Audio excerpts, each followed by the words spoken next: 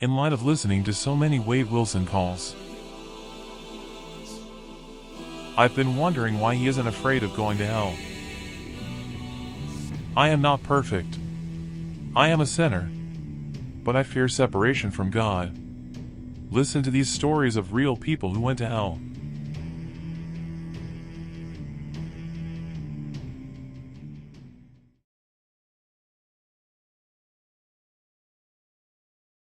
All of a sudden, like, I closed my eyes, and it was like the dark, like, all of a sudden I closed my eyes, all of a sudden my eyes got, like, really dark.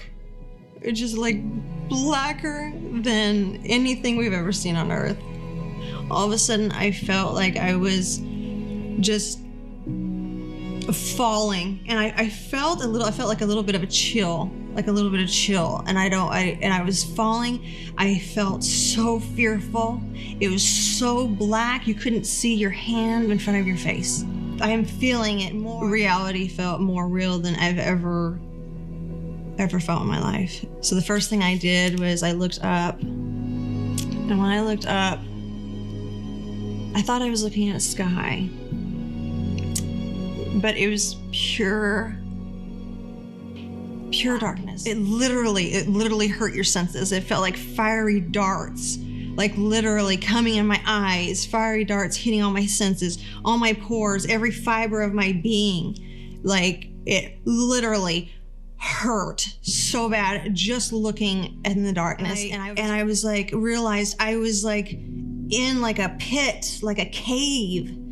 And it was like, this cave was just fear. That fear instantly was like no fear I've ever felt before.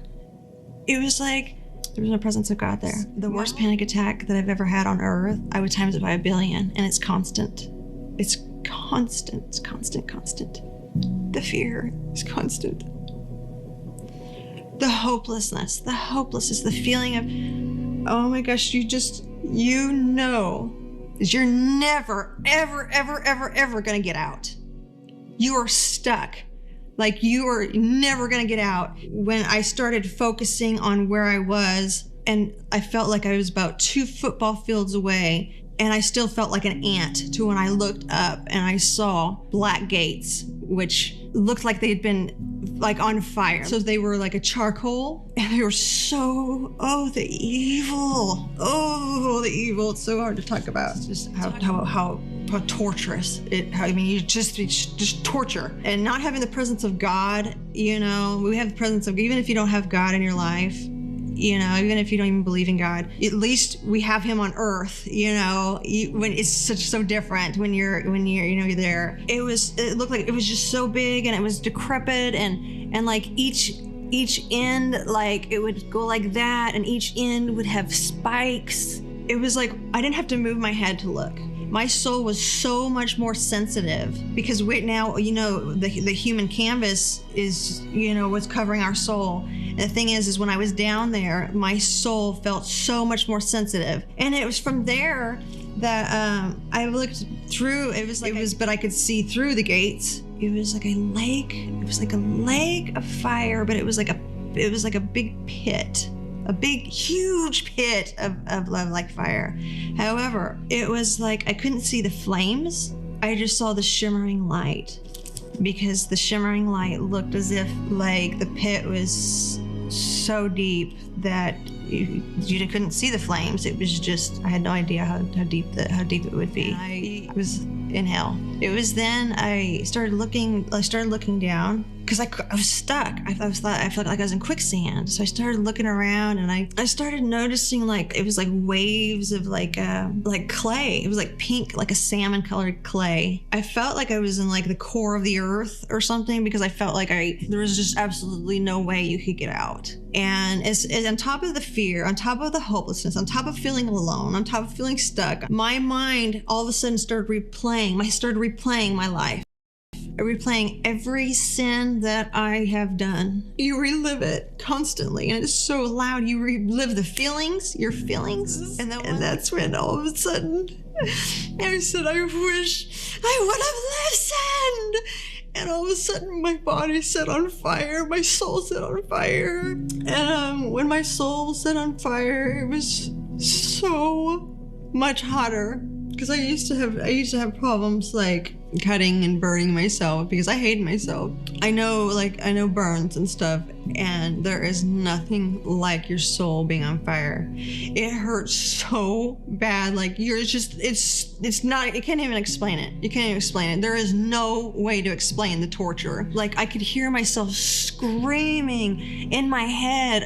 The thoughts were like if you put some headphones on or whatever in your ears and you were to like scream as loud as you can, it's like a billion times louder than that is what your thoughts. You're alone in your thoughts. You're alone in your sins. It's replaying over and over on top of fear, on top of hopelessness, on top of fire, hotter than you can ever imagine. I wouldn't wish hell on my worst enemy. That's what I'm trying. That's the whole reason why I'm trying to tell this world.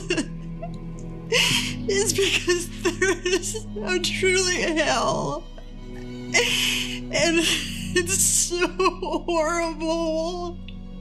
And I don't want anyone to go if you don't believe in God. Oh, please ask Jesus into your heart and save you. If you do know God, oh, repent right now. Ask for forgiveness. You never know when you're gonna die. You never know when Jesus is gonna come. You never know. And it was then it got hotter and hotter and hotter, and I like my teeth were just gnashing. They were gnashing, and I could feel like my teeth just breaking over and over. And your jaw's locked, and you're screaming in your mind. There's no water. There's no water. You feel as if your mouth is dry or your soul's dry. Your soul's so dry. If only I just had a drop of water. If only I just had a drop of water on my tongue, I would feel some kind of relief. It was then that all of a sudden the screaming continued.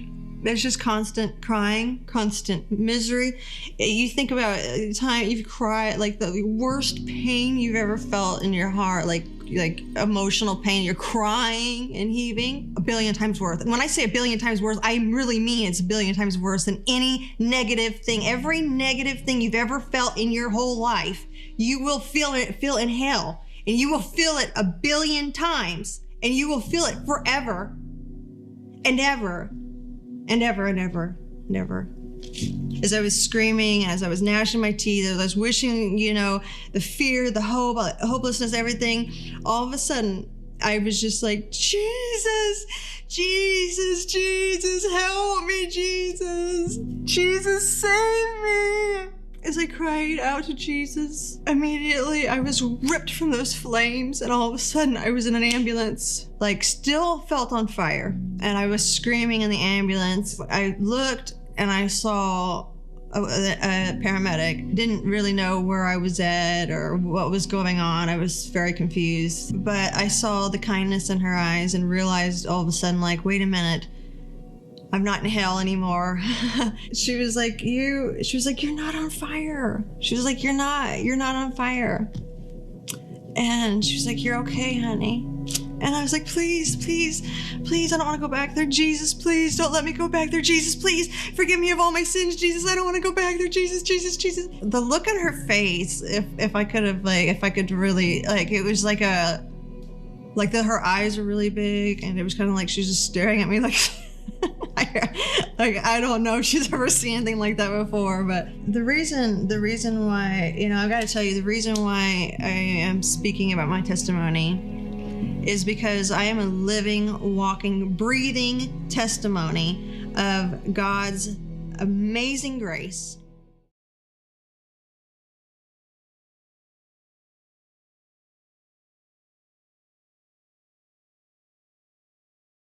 It was 9 o'clock count. I went to my single man room for count, and I laid down on my bunk. It was cold, I remember, and I pulled the cover up over my head. I could see the hallway light coming through my square glass window in my steel door.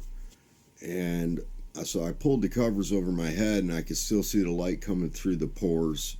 And then all of a sudden, blackness complete, utter blackness. And all in a fraction of a second, I thought, was there an eclipse, a power outage? I mean, all in a second. Now, I was laying on my side, my left side, and instantly, I'm laying the same way, and I put my hand in front of my face. I can see nothing. I'm wiping my eye.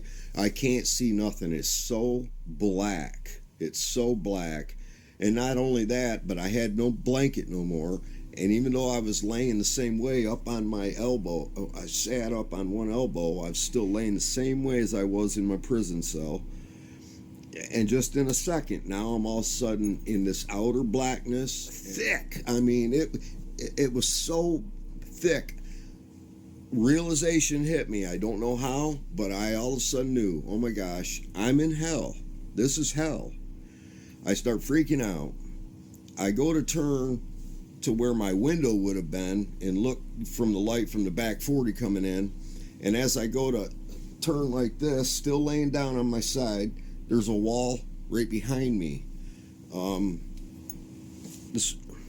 But I was on a cold stone floor in a tiny little cell on the floor, and I started freaking out. Now, I don't know if I was using my mouth or my mind, but I could hear my own voice saying, Lord, I'm a Christian. Lord, there's got to be some kind of mistake. I'm in hell.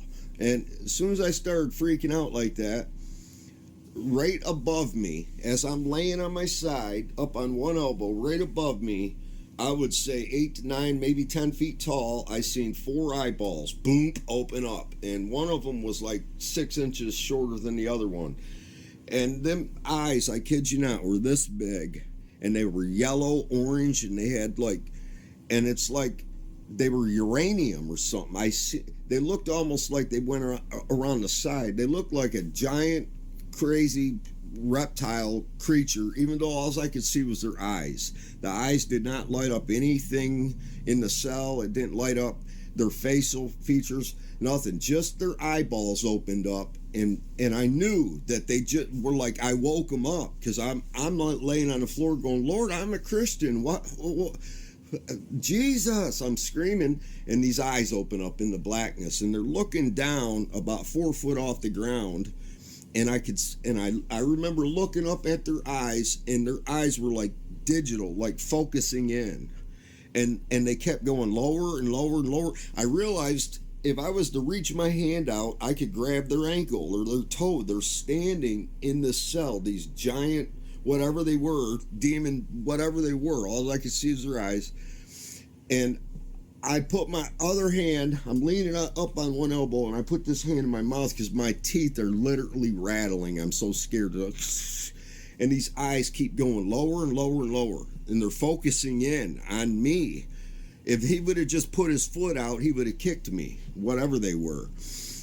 Next thing you know, something grabs me from behind. I feel it wrap right around me, like, and lifts me straight up.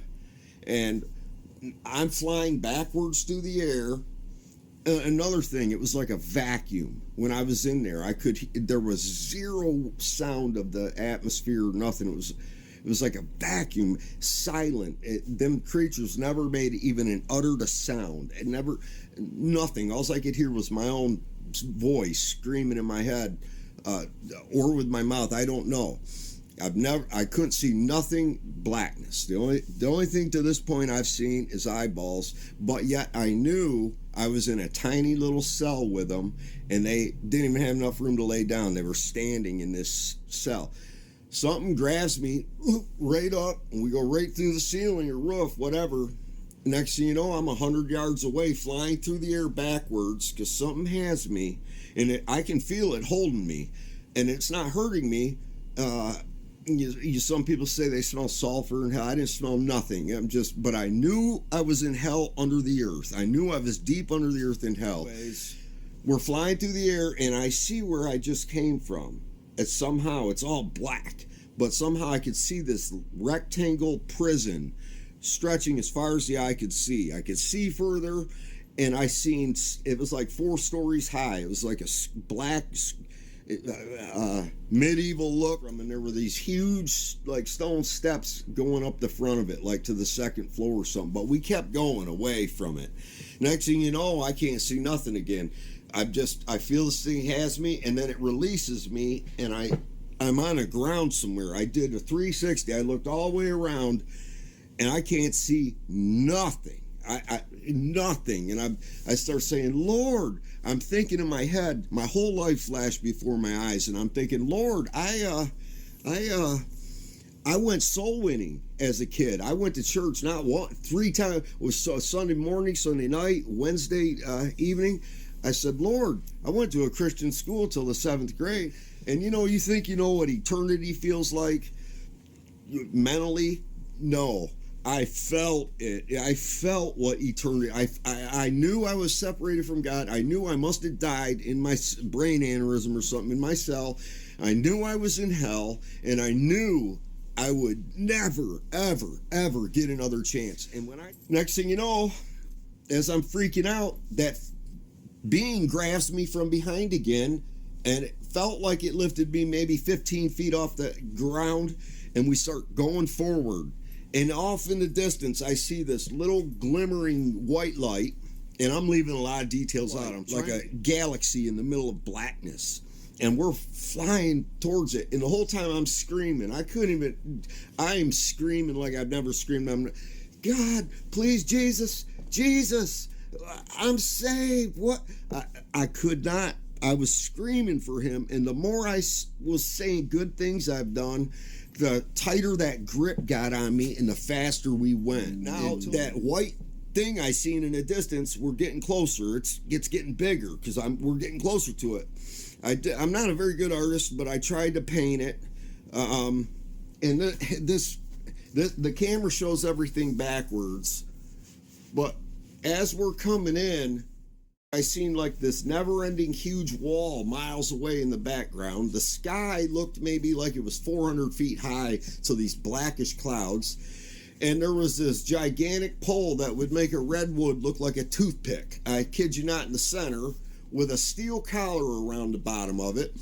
And I all of a sudden could hear chains like I've never heard before. Chains galore. I could see hundreds of thousands of people from and they all looked like they had no blood in them. They all looked saggy, drainy, zombie-ish pale white, but I could still tell African American, Chinese, white, I could still tell. And as we're coming closer to them, I cannot tell you the sound they were making. It was like they were trying to scream with their tongues cut out or something. It was like,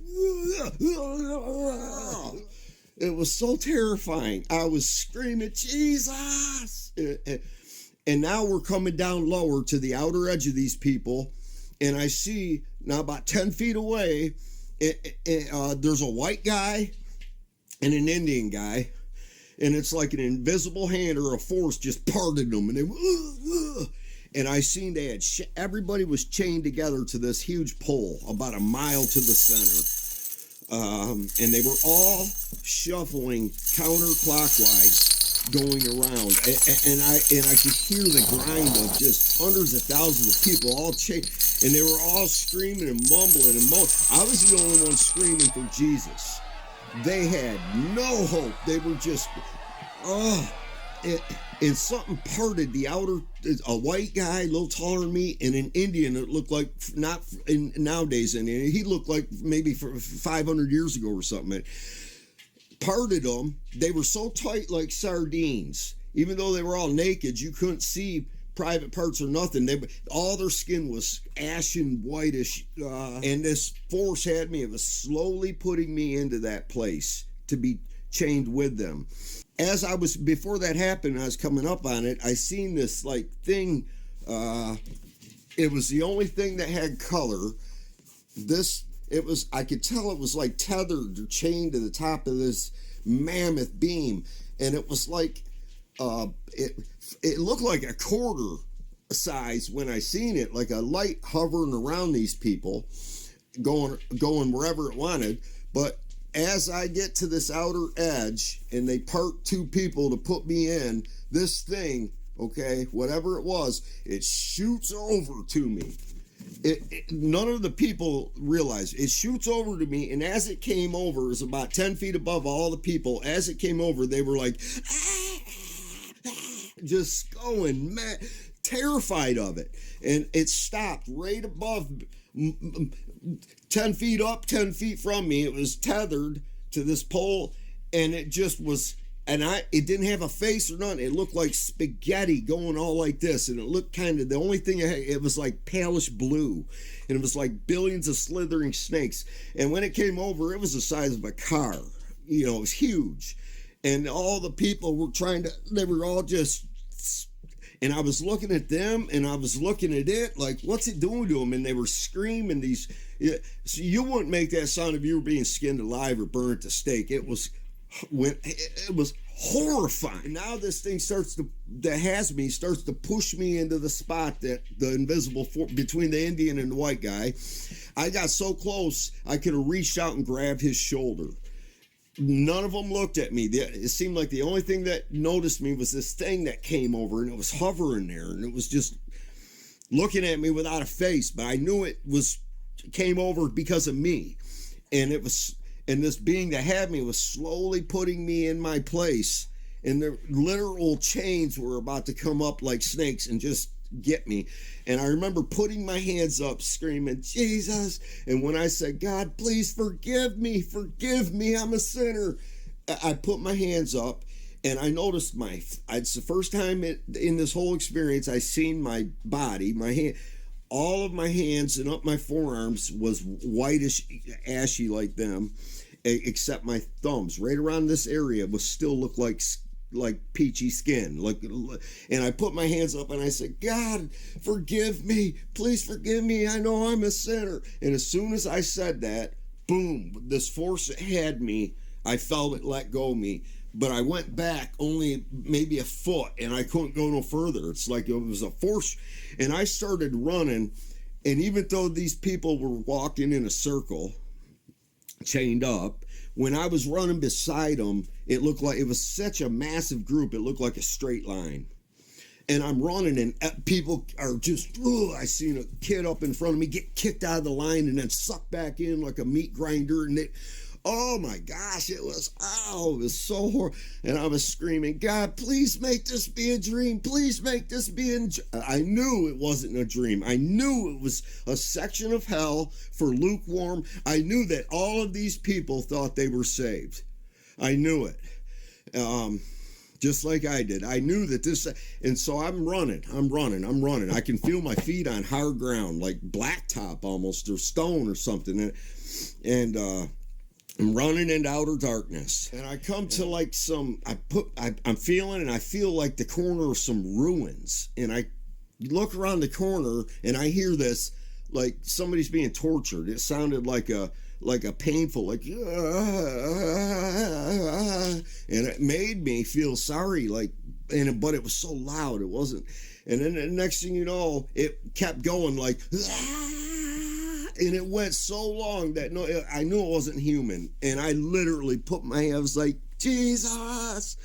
And I look up, and there's this I'm guessing 100-foot high arched doorway. It looked castle, medieval something, I don't know.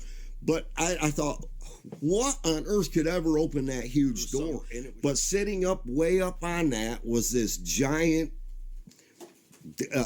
demon or whatever, but it looked like a person. It looked like a white guy with like curly brown hair. You know, when I pictured King David in the Bible, that's who, I don't know what he looked like, but that's what he kind of looked like. That's what I always pictured. And this thing was just sitting up on this Jedi of rock sticking out going, and it was the most horrific. It was painful. Then it went to just rage. Like the scream would last for like maybe 45 seconds, 60 seconds. And then he'd go, stop. And then he would do it again.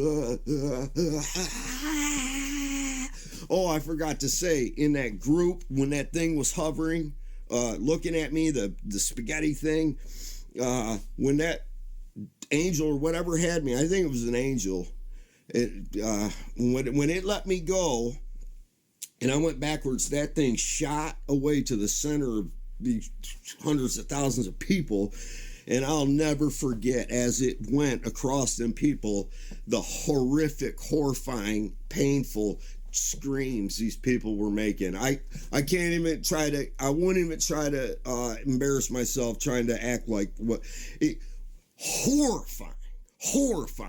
Nothing on earth compares. And I knew I was that person, the two guys in the Bible that pray, one a sinner, a publican, and I always pictured the one as like, I'm not like that guy, but no, he wasn't. He was a guy who went to church, paid tithes, did good deeds, and we do that. He was basically saying, I'm not, like me when I'm praying in prison, well, I'm not a gangbanger. If I sell dope, I don't rip them off or cut it with, stupid. We're all sinners, every last one of us. I don't care who you are or what church you go to. We're all sinners, all of us. And if you don't look at yourself that way and realize that God is so holy and so righteous that even our righteousness is as filthy rags. If you think you're okay because you go to church and you're not a very bad person, think again. If you have to understand, you're a horrible person. You're a horrible person. We are horrible people. Okay? We're all horrible, and we all have to kneel before God and give him our lives, die to our flesh daily. That's what being saved is. Christ died for our sins. It's not, don't take grace seriously. Man, I came back up. Something grabbed me again. I'm skipping all kinds of parts, but it lifted me up and so quick. And I thought, oh my gosh, because this thing that was this. And when we went up past that door and I looked down on that guy screaming, and I know people say with these feather wings of angels, it wasn't like that. It was like giant skin wings, or black. They were more like a bat than what I could see his back. His jugular vein was that big around, and he's screaming. He's looking up, and it was like, next thing you know, I see like tree roots and dirt, and I sit up in my cell, and it's like 3:00 in the morning, and I know I can tell you how in a minute.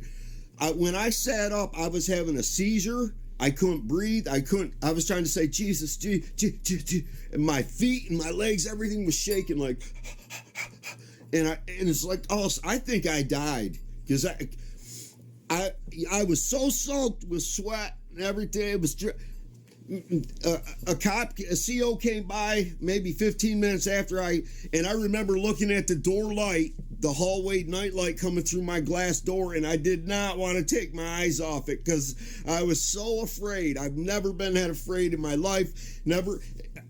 And this cop went by, shines the light, and he keeps going, but then he turned around and came back, and he goes, "You all right? You have a nightmare or something?" I couldn't even answer him, but he walked off. But I was soaked in sweat, and as soon as I could, I fell onto the floor, and I begged God for forgiveness. I begged God I plead with you to beg God for forgiveness. Don't think you're okay because you're not a rapist or a murderer, or you're not like them. Or don't. I beg you, please. But man, I tell you what, man, turn to God. Nothing here is worth it. Nothing here is worth it. Hell, it was so real. And I knew that every one of them people thought that they weren't bad people. They thought they were okay. They thought they were okay. I urge you, I beg you, seek God while he can still be found. Because it just breaks my heart that so many people are going there that they don't know it. God bless you.